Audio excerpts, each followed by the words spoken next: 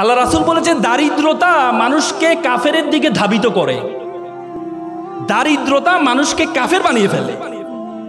তো সুতরাং আমরা বলি, আমরা সবসময় এমফেসাইজ করি যে গরিব থাকো, গরিব থাকো, টাকা পয়সা এত লাভ কি, দুনিয়া দুনিয়া করা দরকার না, আখিরাত করো না।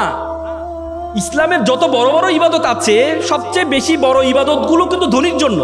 রোজা, এই তোমার কোরবানি কার জন্য? গরিবের জন্য। হজ কার জন্য? গরিবের জন্য। যাকাত কার জন্য? গরিবের জন্য। কার জন্য? ধনীর জন্য। আল্লাহ তাআলা কোরআনে আকিমুস সালাত ওয়া আতুজ যাকাত, যাকাত আদায় করতে বলছে, যাকাত প্রদান করতে বলছে, যাকাত খাইতে বলে নাই। আর আমরা ইসলামটাকে বানায় নিয়েছি যে এটা গরিবের ধর্ম। তোমরা জানো ব্রিটিশরা যখন আমাদের এই উপমহাদেশে আসছিল তখন আমরা, এই উপমহাদেশ ছিল পৃথিবীর সপ্তম ধনী দেশ, সপ্তম ধনী দেশ ছিল যখন ব্রিটিশরা আসছে। আর যাওয়ার পথে আমাদেরকে সবচেয়ে ফকিরি দেশে পরিণত করে গিয়েছে। তারা কি করছে? তারা আমাদের শিক্ষা ব্যবস্থাটাকে এমনভাবে তৈরি করে দিয়েছে, আমাদের শিক্ষা ব্যবস্থায় আমাদেরকে শিক্ষা ব্যবস্থা পড়ানো হয় যে ছিঁড়া কাঁথায় শুয়ে লাখ টাকার স্বপ্ন কেন দেখো। তারা আমাদেরকে এই যে অ্যাপ্লিকেশনে শিখায়, কি শিখায় জানো? যে কেরানি পদে চাকরির জন্য আবেদন। কখনো দেখছো সিইও পদে আবেদনের চাকরির জন্য আবেদন তোমাদেরকে শিখাইতে? এমডি পদে আবেদনের চাকরি শিখাইতে? আমাদেরকে যে কেরানি পদে আবেদন। তার মানে ব্রিটিশরা আমাদের মাথায় ঢুকিয়ে দেয় তোরা ফকিরের জাতি, তোরা ফকিরের জাতি, তোরা চিন্তা করবি কেরানি পর্যন্ত, একটা প্রধান হওয়ার জন্য চিন্তা করবি না। আমরা সেই মেন্টালিটি নিয়ে আছি। বড় স্বপ্ন দেখতে পারি না, এমডি হব সে স্বপ্ন দেখতে পারি না, বড় ব্যবসায়ী হব স্বপ্ন দেখতে পারি না, সে স্বপ্ন দেখতে পারি না। এই জন্য তুমি যদি, আমি বিশ্ববিদ্যালয়তে বের হওয়ার পর আমার চিন্তা ছিল আমি চাকরি করব, সরকারি চাকরি করব। এরপর বললো না, সরকারি চাকরি করলে তো আমি তো অসৎ হইতে পারবো না, অসৎ হইতে পারবো না। আল্লাহর রহমতে আমি একটা স্বাধীন পেশায় আছি, স্বাধীন পেশা আছে। আমি যখন ওকালতিতে ঢুকি প্রথম দিনে আমি স্যালারি পেয়েছিলাম 100 টাকা। একটা শুনানি করেছিলাম, জামিন করেছিলাম, সিনিয়র আমাকে 100 টাকা দিয়েছেন। এবং আমার বন্ধু যারা আছে তারা বিভিন্ন বাংলাদেশ ব্যাংক, বড় বড় ব্যাংক প্যানেল লয়ার হিসেবে ঢুকেছে, তাদের বেতন ছিল 70 থেকে 80,000 টাকা।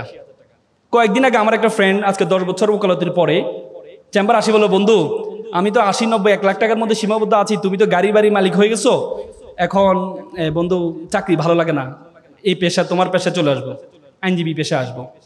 তাই বললাম বন্ধু তোমাকে তো আবার শুরু থেকে শুরু করতে হবে। বলছে না, শুরু থেকে শুরু করবো। সে আবার শুরু থেকে শুরু করেছে।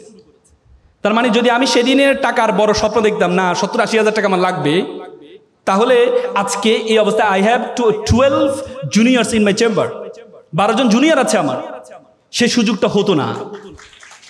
এজন্য তোমাদেরকে চিন্তা করতে হবে যে তুমি কি চাও, তোমার মেন্টালিটি কি। সেটির জন্য চাওয়ার আগে প্রথমে তোমার সম্বন্ধে তোমাকে জানতে হবে। Who are you, who are you want to go, তুমি কে, তোমার সম্বন্ধে। আমরা সবসময় বললাম না, ব্রিটিশরা আমাদের মাথা ঢুকিয়ে দিয়েছে আমরা তো ছোট। দেখো আগে আরবরা বড় বড় ব্যবসায় পরিচালনা হইতো, আর এখন মুসলমানরা একটা কনজিউমার জাতিতে পরিণত হয়েছে, ভোক্তা। ওরা বানায় আর আমরা ভোক্তা, অথচ আমরা হওয়ার কথা ছিল সবচেয়ে বড়। এই জন্য তোমাদেরকে প্রথমে তোমার সম্বন্ধে জানতে হবে, তোমার সম্বন্ধে তুমি কে, তুমি কতটুকু যেতে পারবা, তোমার সম্বন্ধে জানতে হবে। দেখো 2006 সালে বাংলাদেশে একটা অপটিক্যাল ফাইবার স্টেশন করা হয়েছে কক্সবাজারে। সেটি তোমার পর্তুগাল হয়ে, স্পেন হয়ে, সিঙ্গাপুর, মালয়েশিয়া হয়ে, ফিলিপিন হয়ে আমাদের কক্সবাজারের সাথে যুক্ত হয়েছে। সে অপটিক্যাল একটা তার, ফাইবার কেবল, পরবর্তীতে স্যাটেলাইট, এই কি বলে শেখ মুজিবুর রহমান যে এটা কি বলে হাইটেক পার্কের সাথে যুক্ত হয়েছে। সে তারটার দূরত্ব ছিল 17,500 কিলোমিটার। 17,500 কিলোমিটার একটা তার দিয়ে পুরো পৃথিবীটা আমাদের হাতের মুঠে চলে আসছে। আজকে আমরা এখানে কি করছি, আমেরিকা বসে দেখতে পাচ্ছে, আমেরিকাতে কি করছে আমরা এখান থেকে বসে দেখতে পাচ্ছি, মাত্র 17,000 কিলোমিটার একটা তার দিয়ে। বিজ্ঞান বলে আমাদের মাথার মধ্যে যে তার আছে, নার্ভ আছে, বলা হয় 2 কোটি নার্ভ আছে আমাদের মাথার মধ্যে। একটাকে যদি একটার সাথে যুক্ত করা হয় 2 লক্ষ কিলোমিটার হবে এটা দূরত্ব। মাত্র 17,000 কিলোমিটার দিয়ে পুরো পৃথিবীটা আমাদের হাতের মুঠে চলে আসছে। 2 লক্ষ কিলোমিটার নার্ভ দিয়ে পুরো বিশ্ব জগৎ তোমার হাতের মুঠের মধ্যে চলে আসবে। এজন্য তোমাকে জানতে হবে তুমি কে, বিশ্ব জগৎ সম্বন্ধে ধারণা আছে।